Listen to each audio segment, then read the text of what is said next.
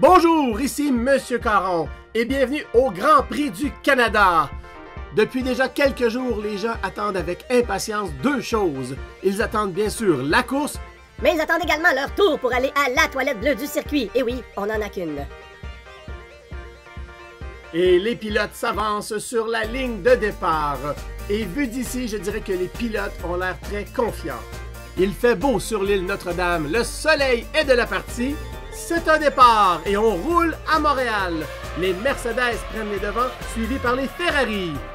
Et comme on n'avait pas assez de Lego pour faire toutes les voitures des bonnes couleurs, on en a fait une rouge, une bleue, une blanche et une jaune. Voici l'épingle, courbe très dangereuse pour tous les pilotes. On voit ici un signe distinctif de Montréal. Je ne parle pas du casino, je parle des cônes oranges. Déjà un tour de fait à cette course et les pilotes ont toujours la même position. Ils sont assis.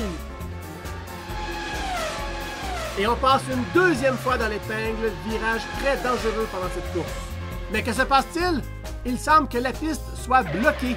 Les voitures doivent s'immobiliser d'urgence et nous devons réparer un trou sur la piste. Oh, on me dit que le trou n'est pas dans la piste, mais bien dans le budget du parti, alors un 3% devrait faire l'affaire. Et la course peut maintenant reprendre.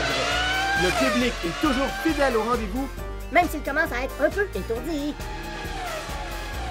Il semble que ces voitures aient pris un retard insurmontable. Ces pilotes peuvent-ils encore espérer reprendre la tête? C'est ce que nous verrons. Et pour ceux qui se posent la question, oui, la piste est entièrement faite de Lego, sauf pour le sol, qui est fait avec un rideau. On fait ce qu'on peut. Revoici l'épingle, mais oh! Un accident! Les voitures rouges, bleues et blanches se sont ramassées dans le décor. Mais que font-ils? Ils expriment leur créativité, ils mettent du travail d'équipe et ils reprennent la course! Aurons-nous droit à une remontée spectaculaire? Car vous savez, tout est possible dans un film Lego! Comme c'est souvent le cas dans les courses de Formule 1, ce sont toujours les mêmes autos qui sont en tête. Voilà que la voiture tricolore rattrape son retard. Elle dépasse les meneurs et elle prend la tête! Oups, la moumoute! Et c'est la victoire! On agite le drapeau à damier. La voiture bleu-blanc-rouge, grâce à sa créativité, a réussi à gagner! N'est-ce pas là une belle morale pour un film en Lego? Ah. Cette fin de semaine, c'est le Grand Prix du Canada à Montréal. Regardez ça à la télévision ou sur Internet. Abonnez-vous à ma chaîne, laissez-moi un petit commentaire. Je vais essayer de répondre à tout le monde. Ici Monsieur Caron qui vous dit à la prochaine!